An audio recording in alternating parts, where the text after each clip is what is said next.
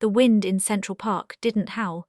It scraped against the jagged glass of the surrounding skyscrapers, sounding like a serrated knife against a dinner plate. Barnaby Beeks, a raven of substantial girth and a beak scarred from a dozen territory skirmishes, hopped down from a low-hanging branch.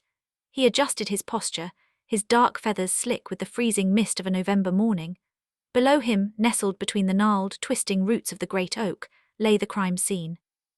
It had been the winter hoard of the Miller's Hollow Squirrel Collective, nearly 40 pounds of premium, organic acorns, salted walnuts, and the occasional stolen piece of sourdough crust. Now, the hollow was as empty as a politician's promise. Clean, Barnaby croaked, his voice like gravel in a blender. He hopped into the hollow, his obsidian eyes scanning the dirt. He wasn't just looking for clues, he was looking for signatures. The park was a city of secrets, and every resident had a calling card. No claw marks, he murmured, poking at the soft earth with his beak. The thief didn't dig, they were invited. A tremor went through the roots, and a low, chattering sob emerged from behind a nearby fern. It was Pip, the head of the collective. The squirrel was vibrating with rage, his tail puffed to 3 times its normal size. They took the aged walnuts, Barnaby, the ones from the uptown deli, everything, Pip squeaked, clutching his chest. Barnaby ignored the theatrics. He prowled the perimeter of the roots, his head cocked at an unnatural angle.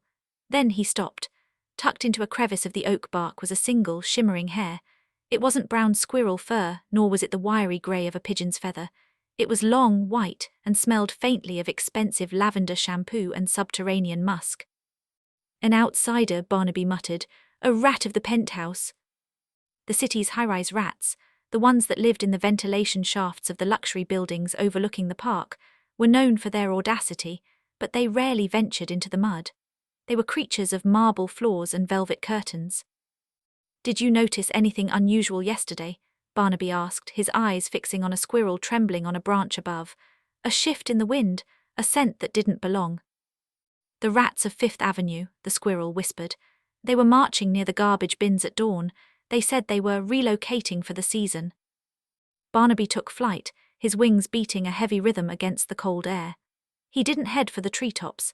He headed for the grate near the museum, the entrance to the vast, connected subterranean network that fed into the city's most gilded luxury towers. He reached the grate and peered into the darkness. There, laid out with surgical precision on a discarded velvet tie, were the spoils, and standing guard was a rat the size of a kitten, wearing a collar made of a silver charm bracelet. "You've got a taste for the finer things, I see," Barnaby said, landing softly on the iron bars. The rat didn't flinch. He looked up, his whiskers twitching with aristocratic disdain.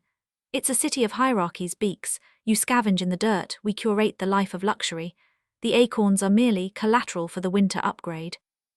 Barnaby clicked his beak, a sharp metallic sound. "This isn't a curated exhibit, mate. This is a robbery, and the park has a very long memory." Barnaby let out a piercing, rhythmic caw, the signal. Within seconds, the sky above the grate turned black. Hundreds of crows, stirred from their perches in the park, descended like a living shroud over the street. The penthouse rat's eyes widened.